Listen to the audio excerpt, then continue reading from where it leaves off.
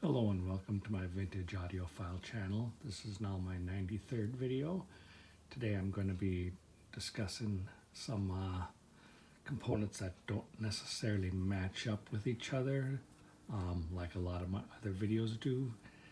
Kind of a mishmash here of different brands, but the one thing they have in common is they're all from around the mid-70s.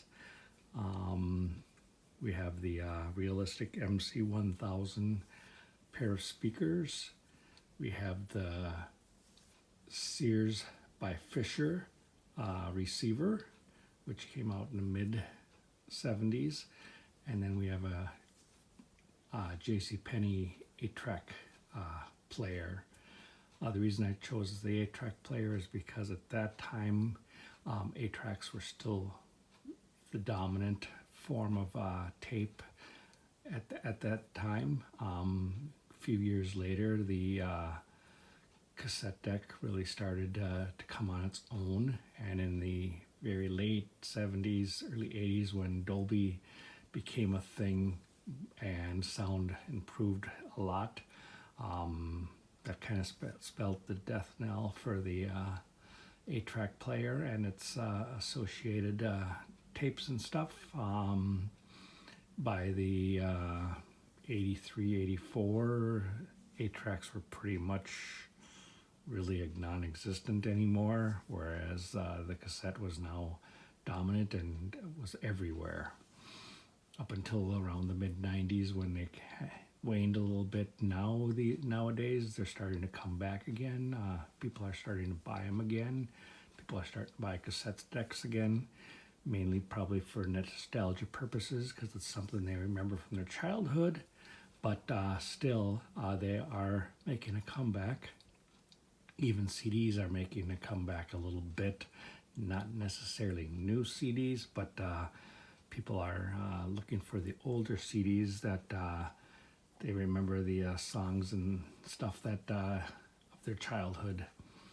But today I'm going to focus, like I said, mainly on the mid-70s, and unfortunately I don't have a lot of mid-70s stuff that is matching, so that's why I've got the various brands here. I was pretty young in the mid-70s. I was just starting to get into my teen years, so I didn't have any money to buy anything really. These things were basically hand-me-downs from relatives and things like that over the year who found out that I liked stereo equipment and that I collected stereo equipment. So none of this stuff I bought brand new. It's all donated by friends and family, but nonetheless it still pretty much all works. The 8-track does work, but only on one channel, and I've got to figure out why. Maybe it just needs a realignment or something, but whatever the case may be, it still does technically work, and the receiver works fine, and so do the speakers. So I will kind of turn it on here and let you see what it does. It is the receiver itself has a loudness button, plus all your standard bass, treble, balance, volume buttons, a tape monitor if you have a cassette tape hooked up to it. Like I say, at this point in time, cassettes were just in their infancy, and they were kind of not the standard cassettes that you see these days. When you think of a cassette deck, they're more laid down flat so that all of the controls and stuff were up on top. But they were just starting to come out, and like I said, this is an AM/FM phono auxiliary plus the tape monitor for the tape in and out when you want to play and record on a cassette deck. So it's got everything that's essential for a standard receiver that was a cut above the real iffy type of stereos that were out there sometimes, like the electrophonics and Pencrests and things like that. So anyways, I'll turn this on, and I better turn the volume down a little bit here so I don't blast it out, but I will turn it on, and you can see that all the lights and everything work still, even to this day. And the stereo indicator, and it's got the little thing here to let you know when you're dialed into a station perfectly. It'll fluctuate back and forth like that if you're not completely dialed into the frequency. Right now I am dead center on a frequency, so it is tuned into a certain station here.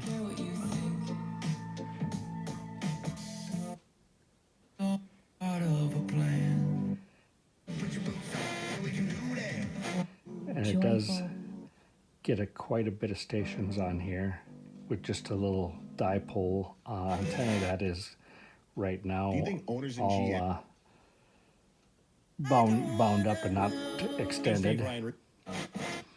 Might even get more channels if I were to do that, but for now it's just fine the way it is.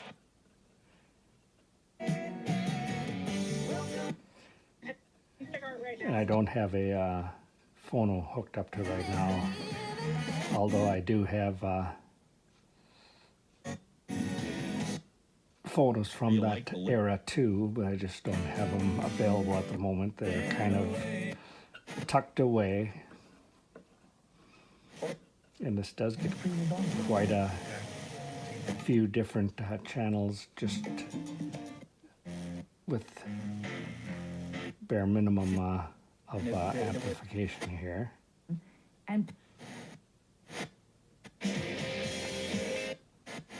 ooh, that's a.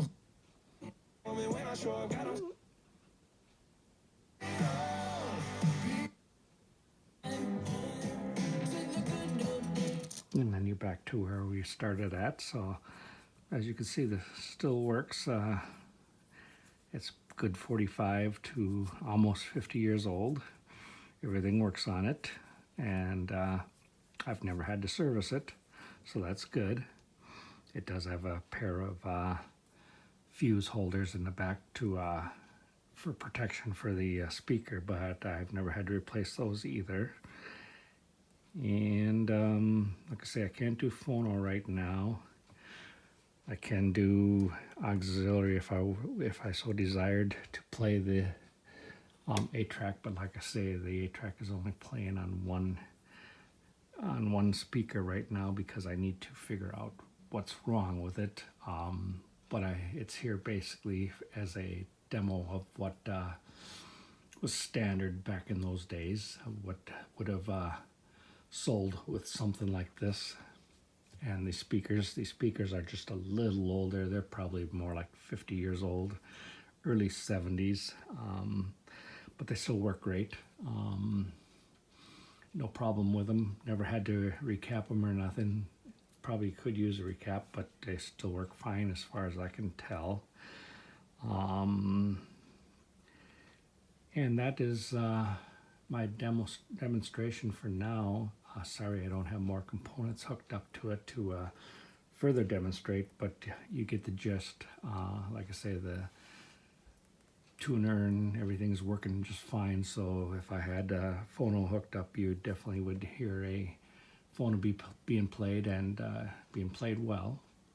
So it is kind of a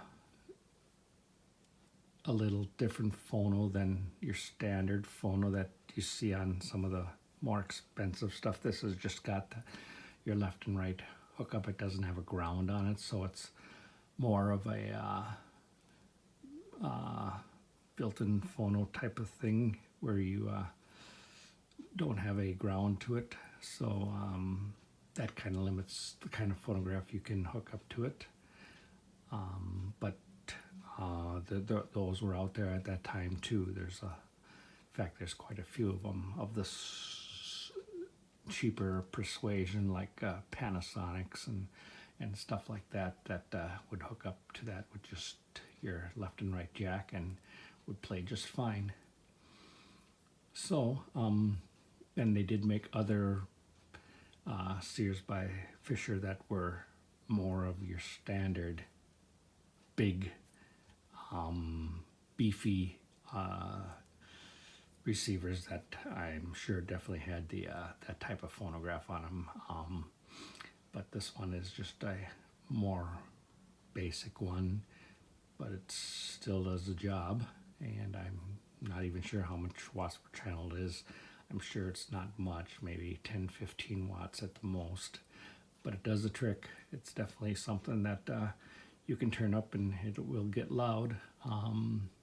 Makes for a good shelf system because it isn't very deep. It's only maybe 12 inches deep by about maybe 17, 18 inches wide, and 5 inches tall. So it's fairly compact for its era, but it does do the trick. And that is my demo for my mid-70s stuff for today. Hopefully you enjoyed it. Like I said, I'm sorry I didn't have other things hooked up to it or more things to show, but you get the gist of what I was trying to do. And if you like this video or any of my videos, you please don't hesitate to subscribe to me and leave a comment or a question if you'd like. I do answer all of my comments and questions that people send my way. And until next time, have a great day, have a great evening, and I will see you in my next video. Thank you very much. Have a great day. Bye-bye.